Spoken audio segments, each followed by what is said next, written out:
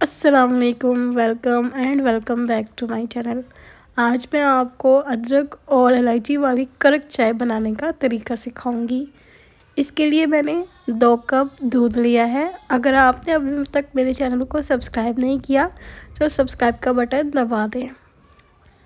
2 cup दूध शामिल करने के बाद इसमें मैं आधा कप पानी इस्तेमाल करूँगी। पानी मैं इसलिए इस्तेमाल कर रही हूँ कि ये पकने के बाद 2 कप रह जाएगा।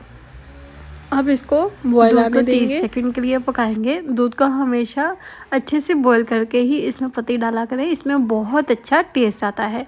अब मैं इसमें 2 चाय के चम्मच पत्ती इस्तेमाल करूंगी। आप किसी भी कंपनी की पत्ती इस्तेमाल कर सकते हैं।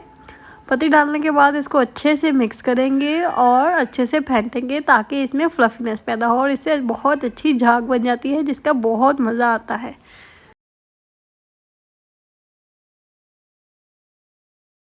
अब इसमें डालूंगी अदरक का एक टुकड़ा। इससे बहुत अच्छी खुशबू और टेस्ट आता है। पत्ती को पकाने के बाद ही इसमें अदरक डाला करें, इसी से इसका टेस्ट इन्हेंस होता है। 2 से 3 मिनट इसको पकाएं। फिर इसमें एक अदद हरी इलायची उसका मुंह खोल के इसमें इस्तेमाल करें, इससे बहुत अच्छी खुशबू आती है। और इसमें जाएगा थोड़ा सा गुड़। गुड़ डालने के बाद इसको 3 से 4 मिनट पकाएं।